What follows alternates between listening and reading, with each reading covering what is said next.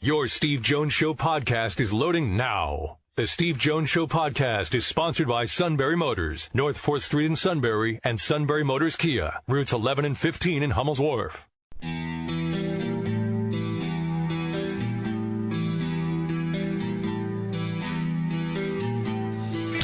Sports talk where your voice counts. This is the Steve Jones Show on News Radio 1070 WKOK. Now, from the Sunbury Motors studio, here's Steve Jones. Sunbury Motors, 4th Street in Sunbury. Sunbury Motors Kia, routes 11 and 15, and Hummel's Wharf. It's great to have you with us today on the show. And in just a few moments, we'll hear from Neil Coulong, USA Today. But first, our play-by-play call of the day. Oh, there's a cat. A black cat has taken the field. A black cat is running from the 20 to the near side, the 10. From the 39 in Dallas, here's a short throw down the middle, caught by Ingram. Caught at the 35, went to the 30. Now the cat running the other way, and so is Ingram at the 30 to the 25 to the 24-yard line of the Dallas Cowboys. It's a catch run of 15. Now the cat is stopped at the 50. So is it bad luck for the Giants? Is it bad luck for the Cowboys? I don't know, but they've stopped playing. The players with hands on hips are watching the cat run and zigzag all over the field. The black cat is at the other end of the field. He's Black at the Cat 8. Doesn't know that it was last Thursday that was Halloween. Thursday night right, football, yeah. not Monday night football. He's a little bit late. Now he is sitting and looking. Now he's at the 5. He's Who brought the walking. cat? He's walking to the 3. He's at the 2. And the cat is in the CDW red zone. CDW, people who get it. Now a policeman, a state trooper has come on the field, and the cat runs into the end zone. That is a touchdown. And the cat is elusive, kind of like Barkley and Elliott. But he didn't know where to go. Look at, they're trying to corner him, and they got him in the end zone. There are state troopers all around this cat, which now climbs up into the stands. And the fans are running for their life. Now it goes back on the field again. And it's running in the back of the end zone. And it runs up the tunnel. And for Giants fans, that was the highlight. By the way, Steve, we were lucky enough to get the black cat here for post-game conversation. What were your thoughts while you were out on the field last night?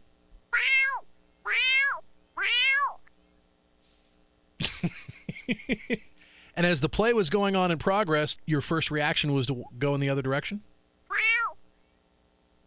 Thanks for your time. Sounds like the guy running the staff meeting on Monday. All right. Which I did not attend yesterday. Good. I can guarantee you in no uncertain terms you didn't miss anything.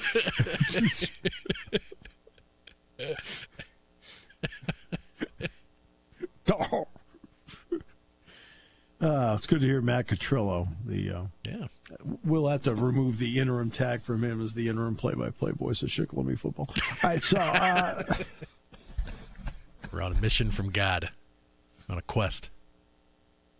Oh, it's a quest we'll win. Yeah. All right. Let's bring in on the hotline, the red line, Neil Coulong. Neil, welcome. Yep, I'm here. Can you hear me now? Yes, I can. And we just used the wrong red phone. I figured. I heard it. I heard you in the background. I tried to answer. I wasn't sure if I'd be brought in, but I think this is better than most of our other intros. All right, Neil, let's get the human side. It's every once in a while we hit the wrong button. Hey, I'm all thumbs. All right. That's why I announce. I'm not coordinated enough to play anything. So let's get to this 3-game winning streak. What would you say is the common thread on all this besides playing backup quarterbacks? That's a good question. I mean, there are a lot of different ways how you slice the pie. Usually what I would come to is if it's a 3-game winning streak, it should have been a 4. I mean, really, they beat Baltimore. Yeah. That's everyone's complaining about officiating, and I don't really want to go there. I just mean that was one of the worst roughing the passer calls I've ever seen, simply because if not for the flag, that would have been a textbook example on how to show players how to hit a quarterback. Right. I mean, it was an absolutely ridiculous call, and that drive should have ended right there. The Steelers should have won that game. It should be a 4-game winning streak. Right. So we look at all of that. The key thing clearly is defense. And to me, a huge part of it is you have a playmaker back there that can flip the field, obviously, change possessions, limit the opposing ability to score. And these seem like foreign concepts in Pittsburgh because this team hasn't done it in the better part of this decade. They've been hitting the quarterback. They've been creating pressure the last couple of years. Yeah. A very underrated stat that people don't seem to really know is the Steelers have been top 3 in sacks like the last 3, maybe even 4 seasons. They probably have more sacks than anybody else over that time. They've been a great pass rushing team. That has not translated into turnovers, into takeaways. That's a huge part of why defensively they're sagging in the middle. They give the opposing team more plays than anybody else. They don't take the ball away often. They haven't really done a whole lot to get teams off the field in 3 snaps, and we're seeing more and more their ability to do that. So to me, that's the theme, and this is really what the Steelers wanted to emphasize this year. If you were to go back into late December into January, if they were looking ahead to their future plans for 2019, this would be the kind of defense that they envisioned. They just probably envisioned Antonio Brown and a healthy Ben Roethlisberger on the other side, maybe even Le'Veon Bell. We won't really know on that. But where they are now, they're getting the defensive side of things fixed and adjusted. For the rest of the way, they're going to need it because this offense has been getting away with murder up to this point. I'm not sure how much longer it's going to last. The more you put on film with Mason Rudolph, the easier it's going to be to figure out what little it is he's doing, and they're going to struggle to score points. Right, I agree with you. I to be honest with you, I don't think he's played that well. I think he's been okay, but I don't think he's really played. Whoa, hey, I'm blown away. All right, so I want to get to T.J. Watt. Where have you seen him develop? Because obviously, if you're going to make the move from Wisconsin to the Steelers, there's going to be a transition period that's going to happen.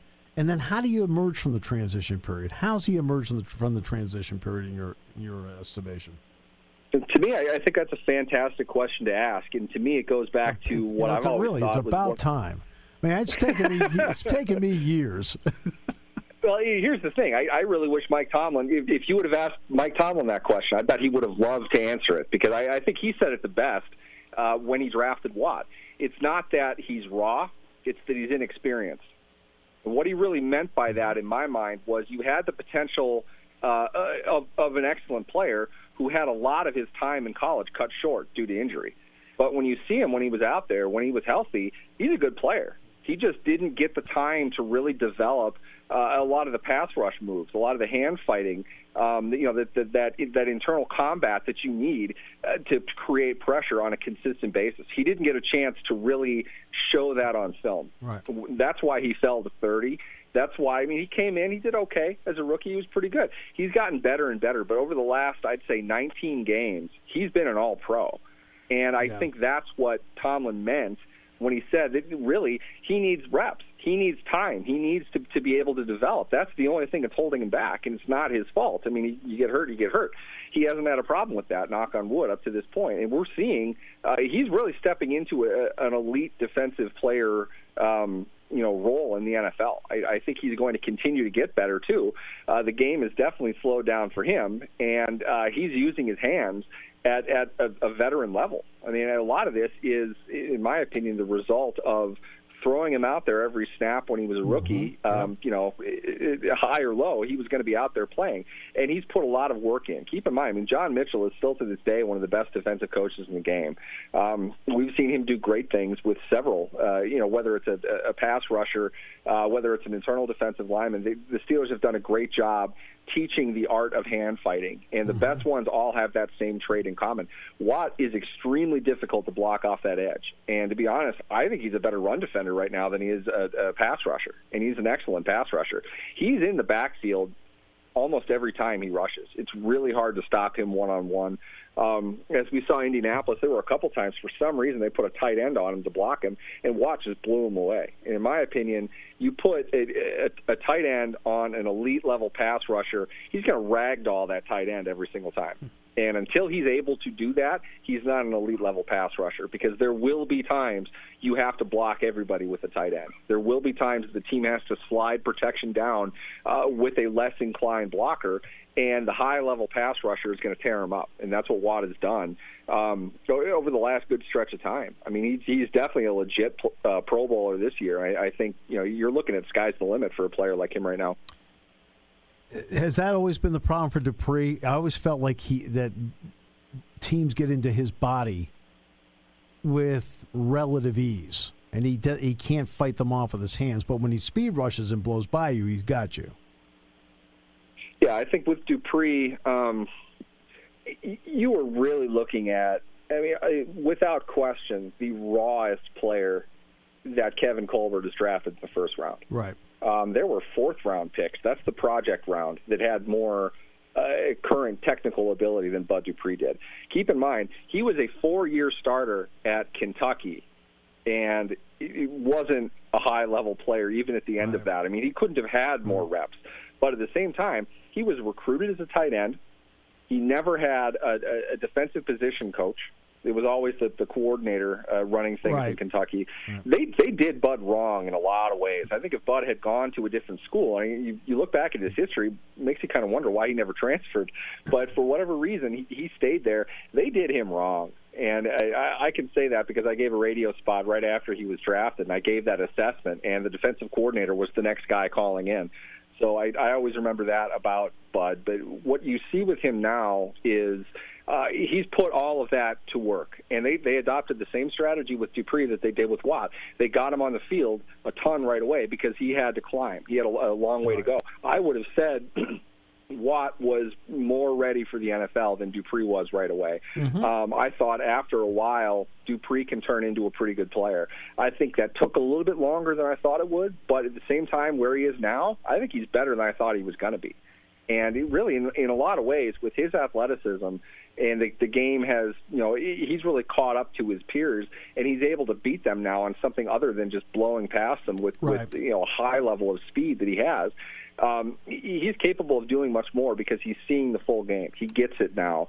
It's fun to watch. You're looking at a long, a long time of developing. Not just them, but other players that have come and gone from the Steelers. It's been a long time since they've had a real dominant edge presence like they have now. So, it's good that they've turned that corner. And what has that meant to a guy who has a nose for the ball like Minkah Fitzpatrick, who's really playing center field? I think he's the perfect addition to that defense, and that's exactly why they were willing to do something unprecedented in this general manager, unprecedented for the franchise in 40 years. They were going to trade a first-round pick because he is the exact fit of what they've needed in that defense. They tried to make Mike Mitchell into that. They've tried to make Sean Davis into that. They tried to make Terrell Edmonds into that. Fitzpatrick came in and did it in 5 games at a higher level than any of those guys ever did. That's how good this kid is. It's not a coincidence that he's picking up these tipped passes, these errant thrown balls. Nobody else ever caught him with the Steelers. That's the difference. It's not that they didn't happen. Nobody was ever there. He's around the ball all the time. I hate to make comparisons like this because it really isn't fair, but the last defensive Steelers player that we saw with that level of instinct was Polamalu. Sure. And Fitzpatrick, who's a completely different player. I'm not comparing the two at all. Right. They play different roles completely. Fitzpatrick is hanging out in the back more than anything else. If anything, he's more like an Ed Reed. He has such an amazing instinct for the game. He knows where the ball is going. He's in the perfect place to intercept everything that he catches. Do you ever see him after an interception? Look how natural he looks. Right. He's perfectly balanced. He's perfectly fluid because he knows exactly where the ball is going to land. That's a skill. That's an inherent skill that you can't coach. He's the exact safety that they need on that defense. In fact, I don't even know, is Sean Davis still injured? Does he even play? We haven't even seen him anymore. And it's not a coincidence that the defense has been ratcheted up in the time that Fitzpatrick has been out there because it's both him as well as the addition by subtraction. That's how good he is, and that's how badly the Steelers secondary needed that kind of a player. An excellent move by the Steelers. They were panned for it at first. I thought that it was much more likely that Fitzpatrick was going to make this kind of impact than not do anything at all. And he's 22 years old. They still got him on the cheap for 2 years and an option year in 3. He's going to be a Pro Bowler this year. It's a lot of fun to watch just because the Steelers have put so much into rebuilding this defense. They're finally getting it to pay off, and I don't think it was a way anybody would have expected this time last year, that's for sure. Has the game in any way slowed down for Mason Rudolph? No, not at all. On the flip side of everything that I just said, how excited I am defensively. Rudolph, this is a bad example. Right? I'm teaching my kid how to ride an inline scooter, right? So it's got 2 wheels. You have to coordinate your balance. This is interesting. I'd like to see video. It's entertaining, to say the least. Oh, yeah. You've got to keep your balance even, right? And if you turn the steering wheel a little bit one way or another, you have to keep your balance with that. She isn't to the point where she can grasp keeping her balance and keeping the wheel straight at the same time. That's like watching Mason Rudolph sit in the pocket. There are times where you aren't sure if he's looking down the field. You aren't sure if he's looking at the rush that's coming in. And there are plays where it's obvious to me he's not looking at either of them. He took a safety inside the pocket. I mean, for the life, I don't think I've ever even seen that. He had no concept at all that there were pass rushers closing in on him. Yeah. He fumbled the ball, he got tackled in the end zone, and he didn't even try to escape. That's not a physical thing. That's purely mental. And there's no way that they gave him an ultra-complex play when he was sitting inside the end zone. He can't make the reads very quickly. He isn't recognizing whatever the defense is doing. And because of that, he's a second behind the defense that just collapses on him and puts him down. He hasn't, to his credit, he hasn't taken a ton of sacks. Mm-hmm. The interceptions he's throwing are bouncing off his receiver's hands somehow. Right. But overall, he's doing very little to help the team win the game. And frankly, I think it's almost a miracle that they were able to beat a pretty good Colts team without James Conner in the game. I mean, they have nothing offensively. In Rudolph, if anything, I'd say that he's worse. I'm not sure if it has something to do with the hit that he took against Baltimore, but he's played poorly for most of the last 3 games that he's been in. So that's going to be a problem for them. I've talked about this many times on the show, that there's, quote, no cradle of quarterbacks. We can go through every quarterback in the league, and they're all from different universities, all over the place. All right? It's the job of the coach at that university to put together a system that gives that team the best chance to win. Oh, and by the way, if you happen to develop into an NFL player, awesome. And they'll brag about you for obvious reasons.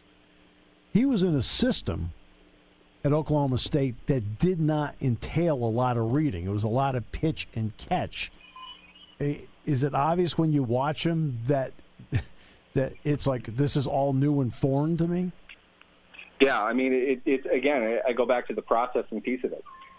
He really can't view what's going on, comprehend it, and then make a decision. And I was speaking with somebody in social media about this topic. Everyone always talks about Tom Brady. Well, all he does is just throw the ball short. It's not a question of the distance that you're throwing. It's a question of recognizing where the defense is and then where the ball needs to go. Exactly. More often than not, it's going to go short if that's how you're reading it, because that's the quickest, simplest throw. It's in many ways the hardest to defend. Right. He can't do that. He's dumping it off short, which is great, but that's the product of going through. I don't even know how many reads he's able to get through, but he's throwing short because it's open. It's almost like that's the only thing that he's seeing right away, and kind of panics. Going back to your question, it's exactly that. The game is not slowing down for him at all. It's still moving way faster than he's able to comprehend it. And in my opinion, it really shows how good of a job the Steelers coaching staff has done, the defensive side of the ball has done, to be 4-4 right now. Because I didn't think because it's masking him. Yeah, they're able to hide him in such a way that all they're really, in a lot of cases, all they're telling him to do is complete a pass. Okay, just get the ball to somebody who's going to catch it. Yeah, they're not asking him to lead game-winning drives, which he hasn't done. I'd be surprised if he was able to do that. They've asked him to do next to nothing. And you put him out there in a game without Connor, who is without question the offensive MVP at this point in the season, for them to have gotten what they got out of him and walked out of there with a win. Mike Tomlin went back shaking his head. I guarantee you there's no way they should have won that game. Right. I think the luck is going to run out. I think it's going to be a real tough 10-day stretch for the Steelers when they're looking at, not even 10 days, 5 days, they're looking at the Rams at home. Yep. This is Wade Phillips, who now probably has enough film to really dissect what Rudolph is doing, what's giving him the most trouble. They're going to give him fits. And then to have to go to Cleveland, which is going to be that's an insane environment to go into anyway. Plus, you give them all day to lube up for the game against a quarterback like that. They're going to rip him apart because Freddie Kitchens' job's on the line now. These are going to be two really tough games for the Steelers. And I think their defense has been able to kind of keep things alive to some degree, but I think they're going to regress to the mean. It's going to be a rough week, but I still think. My thought going into the season was that this team was really going to struggle early, which they have. I think they, and that was assuming a healthy Ben Roethlisberger. Taking him out of that now, putting in in many ways a woefully deficient player, and getting 4 wins out of it and being competitive at the halfway point. That's an outstanding job for what I thought they'd be. If you would have told me this scenario before, I would have said easily 2-6. Yeah. And they're lucky to get 2. That's because you're playing the Dolphins and the Bengals, two teams that aren't really doing much better. But I think we're going to regress the mean a little bit more here. But it's too bad. Fans should enjoy this now, just because they're building a foundation for something much better than where they are now. But this is year 0 in a lot of ways. I mean, look at their offense. They're so young. Right. Deontay Johnson probably wasn't expected to get as much playing time as he's getting. Jalen Samuels just caught 13 passes in a game and didn't make a play after one of them. Connor isn't playing. They're young everywhere. It's so hard to scheme up anything for an offense that has no experience the way that they do. And, hats off to them for getting what they are. It's going to make them a stronger team next year, but this is still probably at best an 8-8 team. Right. Yeah. Right. Exactly. I mean, so I laughed a couple of weeks ago, and I'll let you go here, Neil, but somebody said, who'd they be a couple of weeks ago they struggle with, right? And they said, well, we always play down to teams like that. I said, excuse me. You're not good enough right now to play down to anybody. Okay, you're assuming you're the Pittsburgh Steelers. You aren't. All right. People have been assuming the Steelers are 12-4 every game they play for the last 20 years, and I don't understand why. We play down to teams like that. No, you aren't good enough to play down to anybody. Okay, you've overreached at that point if you think they're playing down. Have you watched the games? Well, Neil, thanks so much. Appreciate it. We'll keep you on speed dial on the red phone. Definitely. Thanks for having me, guys. Neil Coolong will come back with more in a moment here on News Radio 1070 WKOK. When it comes to car buying, there's the other guy's way, and then there's the SMC way. The other guys force you into a vehicle you really don't want. The Sunbury Motors way lets you take the time you need to browse, ask questions, and take the test drive and think on it. For over 100 years, the Mertz family and all their employees have made your experience the most pleasant one you'll ever have. The other guys won't offer you the best price for your trade, no matter how much they say they will. The SMC way is their promise to provide you with the most money the market shows your vehicle is worth. The SMC way is to offer you all applicable factory rebates on new vehicles and generous discounts. Looking for a pre-owned vehicle? The SMC way checks each vehicle in a 200-mile radius to determine the lowest price, then beat it. It's the lowest price promise, just part of the SMC way. The choice is up to you, the other guy's way or the SMC way. The SMC way wins every time. Sunbury Motors Company in the North 4th Street Auto Plaza, Sunbury, and at sunburymotors.com. Selling more cars and satisfying more customers for over 100 years.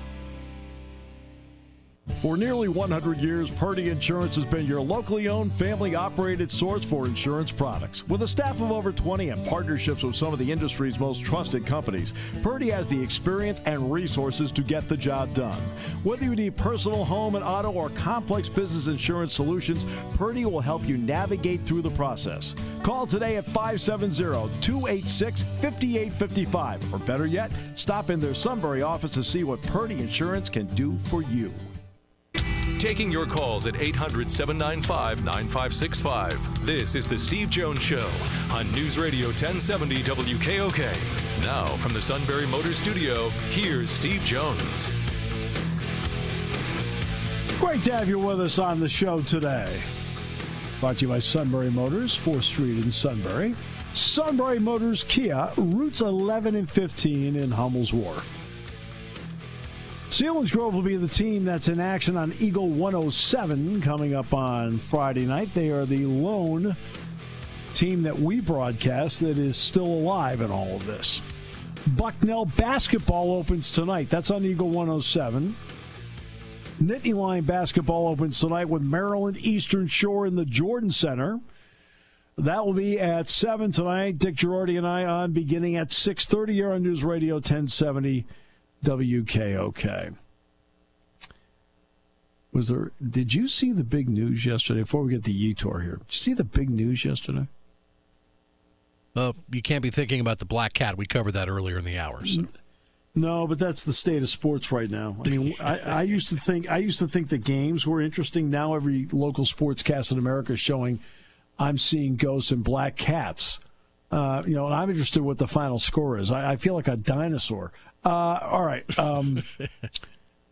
Did you see who bought the Indianapolis Motor Speedway and bought the IndyCar Series? I did hear about this. Must have a little bit of extra money lying around. Or maybe... Yeah. Roger Penske. Wonder how long he had that kind of in the back of his mind. And guess which person in the building doesn't like Roger Penske? Wow. Our award-winning play-by-play guy of the Shikellamy Braves. He is not a Roger Penske guy. Oh, man. I'm surprised.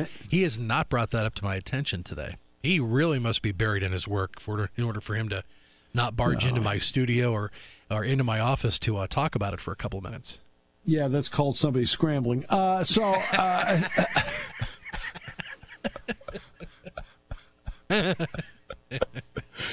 right. Football fans want to hear about the game this week. Yetur Gross-Matos had a chance to talk with the media earlier today.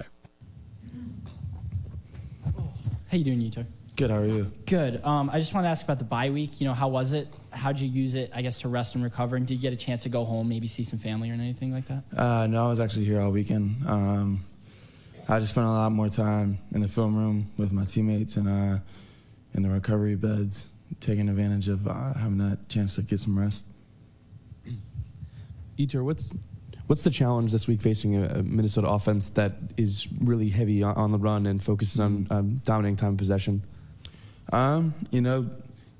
With, like you said, dominating time of possession, trying to get those guys off the field and get our offense a chance to go out there and put up some points.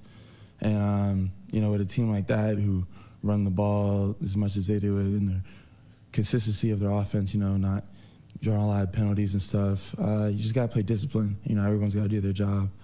And just to keep that up for 4 quarters, and give our offense a chance to do something. James had mentioned their success on third down is partially because of how good they are on first down and getting into third and short situations. Yeah. How much are you guys as defense putting an emphasis on putting them in second and long, third and long situations this week? That's been a huge emphasis. Coach Bryce said they get in situations where it's second and third and 1, and that could end up having us in a long game. Just getting after it on first and second down, we got to put those guys in negative yardage situations or no gain, so we have a better chance of getting off the field because they're great in those situations where it's short.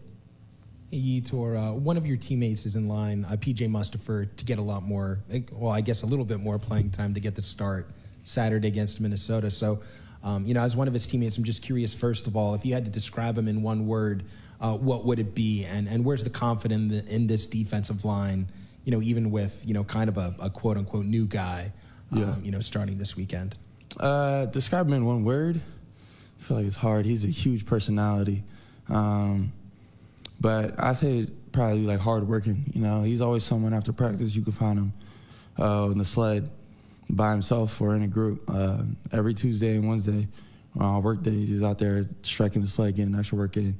So, as a unit and as a defense, I think we have the utmost confidence in PJ. Tony not being able to start for us this week, there's no doubt in my mind that he's going to come in and do his part. Since he's been here, he comes into the games, and people see the flash. Like, PJ's a big playmaker. So I think it's just going to be more opportunity for him to really step into that role. What time do you normally get up on game day? Like day to day? Yeah, well, like when a Saturday comes around and you got to get up in the morning for like a noon kick. Saturday. I'm usually up at like 8 a.m. Does it make a difference at all that this game's starting at 11 instead of noon, technically? There. Is it? I don't know what time we're waking up. I don't really think it's going to make much of a difference, honestly. I'm going to go out there and treat it the same way. Fair enough. Do you notice the difference in the size of the linemen that you're going up against? If you're going up against a 500-pound, not 500 pounds, but a very large guy versus maybe somebody in the non-conference that's not quite your size. Do you kind of notice that, or are you just going out and doing your thing regardless? Just more of a, just going out there doing my thing regardless, The game plan, my job, none of it changes based on who we're playing, so. Hey, Yetur, how you doing? Had a chance to speak with Jason after the Michigan State game, and he said he felt like he needed that game. He felt like he was kind of pressing a little bit to that point, and to see that in the box score made a difference for him. Did you notice at all with Jason over the course of the year, could you tell like he needed that kind of a game? Was he acting like that at all?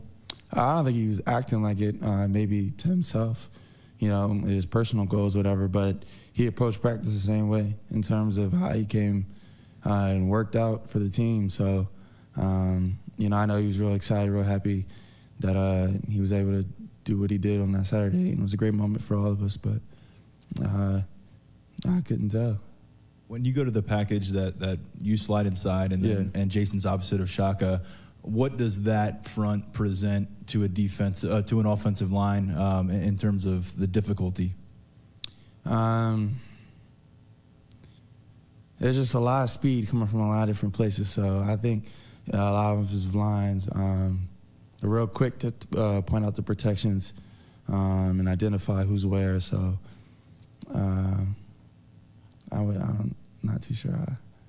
When you're inside, is it a comfortable thing for you? Does it feel like something if say, knock on wood, there was some kind of injury and with Antonio already missing, is it a spot you could spend some extended time in rather than just like a specialized package? I spend time wherever Coach Spence needs me to play. So it doesn't matter where it is on the line. Okay. I like it. Yetur, we were asking Coach Franklin about the whole 1-0 mantra and how it seems like now you guys aren't just repeating it, you're kind of living it and embracing it. Was there a certain point where you felt like you took that on and weren't just reciting it, or were you always? I'd say probably when I got back to school over the summer, going into camp, and I feel like there's something that really resonated with me when he was talking about how it really makes a difference. And teams, they try to prepare differently based on what week it is and the opponent. And if you approach it all the same way, like this is our championship, like this is the week, and with that mindset, I feel like creates a culture of winning. So. Was that kind of maybe difficult to do when you were younger and maybe you wanted to look ahead a little bit? Or? Yeah, like at first you get a place like this, you play in like the big name schools versus, some of our other opponents. I feel like it's more difficult then, but as you grow and as you fall into like just the awareness, like this is it, this is what we're doing, and you just trust and believe in the coaches. I think that's where it really. Will you even look at the college football playoff rankings tonight when they come out, or no? Okay.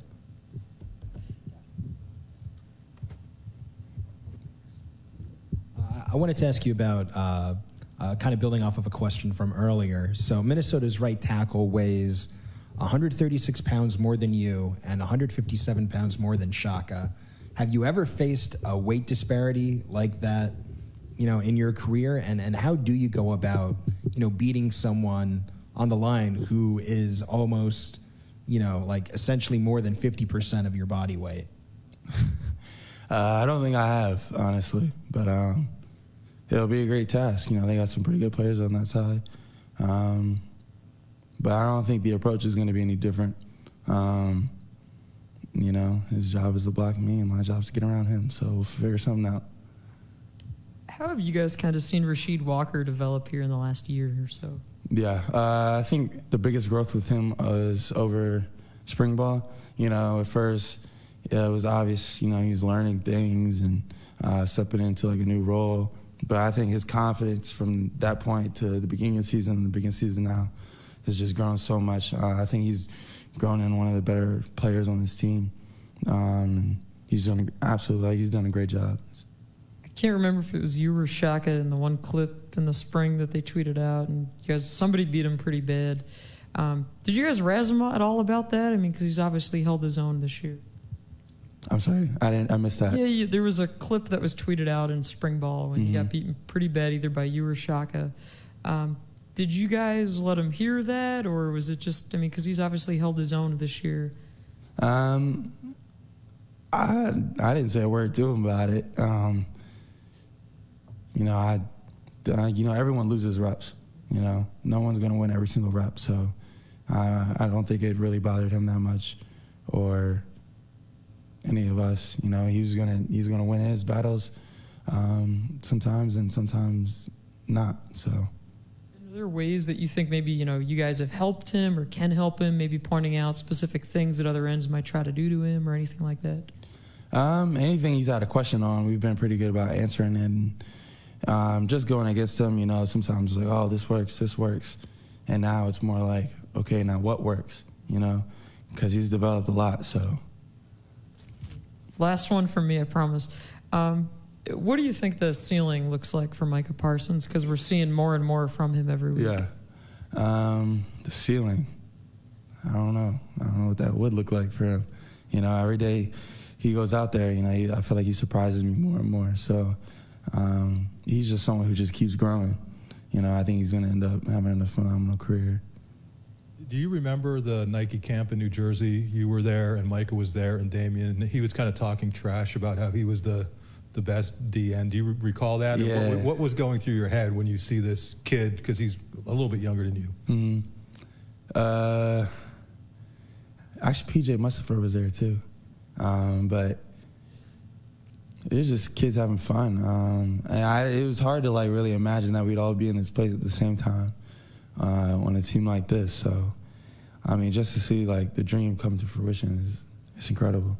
And how much of a vocal leader has he become in the huddle over these last couple of years? Because it seems like linebacker would be a position where it kind of lends itself to that. Yeah, I think he's definitely grown more and more as the year has gone on. In the beginning he was a vocal leader still, but as the years gone on, he's really become more of a voice. Last winter, Terry Smith compared Adiza Isaac to you. He's a guy that we've quickly gotten to see play and burn his red shirt. What stands out about it, and do you see any similarities from maybe where you were as a freshman to where he is right now? Yeah, I'd say his motor is the thing that I see from myself to him. He's someone, even in practice, the plays across the field, he's still running, and he's running past linebackers and DBs, whoever's in the way. And he brings that in the game too. He goes out there with a level of intensity, and just saying that is going to be really important for him, in his career and stuff. And he's extremely hardworking too. He's quiet sometimes, but he's always doing his job, always where he needs to be.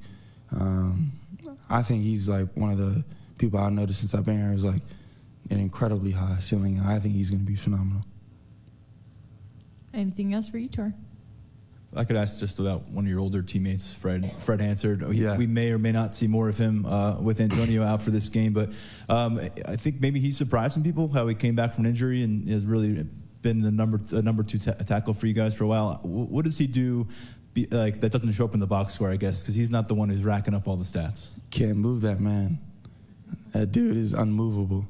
he comes off the ball, and sometimes he's getting double teamed, and you can see that they're fighting as hard as they can, but Fred's not going anywhere. So it doesn't jump off in the box score, but he's always helping out the linebackers if that's not letting the guard slip and get second level, or he eats up his space for sure. Yetur Gross-Matos. It'll be interesting. A lot of power by Minnesota up front, but they have not seen a defensive end with this kind of speed, and I could say the same thing about Shaka Toney. All right, we'll come back, wrap up the show in a moment on News Radio 1070 WKOK. The Penn State Nittany Lions play on WKOK. Back goes Clifford off play action, waits. Long and deep, down the middle, Hamler, KJ's there, got it! Touchdown, Penn State! Penn State football is sponsored by Murray Motors Chevrolet, Earth Energy Innovations, Register Chevrolet, First National Insurance, Sealands Grove Ford, Mart's Game Farm, Purdy Insurance Agency. Kickoff is set for noon in Minneapolis. We're on beginning at 10:30 here on News Radio 1070 WKOK and WKOK.com. You're with us closing out the show for today. Tomorrow we're going to have on the show for the first time Kevin McGuire, the host of Locked On Nittany Lions podcast. So that'll be tomorrow's show. Looking forward to that very much. Should be a lot of fun. Yeah, let's see. Another request. This one from Alabama. Oh, okay. Tomorrow or later this week. Okay. We'll think about it. I'll consider it. I get to talk to you every day. I need to talk to the people. I've already turned down Atlanta. I had to because they wanted to do it Saturday. I'm like, I don't mind doing things Saturday. Yeah, I'd rather not, but can you do it at 11:20? On the air. 10:20? We're 10 minutes to airtime. No. Let's see. 9:20? I'm on the bus. Very demanding person. I mean, I'm pretty accommodating, but it's like, I'm sorry, but you do know what time the game kicks, right? Hello. Hello there. This is not a 3:30 kick. Oh, well. Yeah, it's going to be chilly there. It's going to be chilly here. So our forecast here call for a little bit of snow Thursday night, or possibly into Friday morning. A small accumulation. Calm down, everybody. It's all good. We can handle it. Central PA. It snows here every year. It's all right. You get that knee-jerk reaction with the first little touch of snow. No, because, the only reason I know it was going to snow is that the guy in the corner office was like texting me panicking.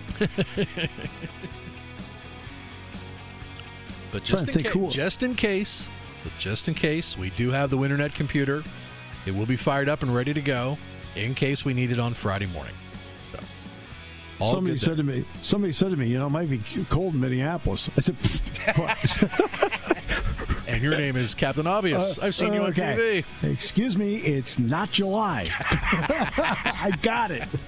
Hey, I said, well, every time I get that, I always say the same thing. I say, you do know I do basketball, right? I'm there in February. Oh, the plane stories you've already told me over the years? Oh, my goodness. Wow. Milos Bogatic wearing shorts. His uniform gets on the bus in Minneapolis. It was 12.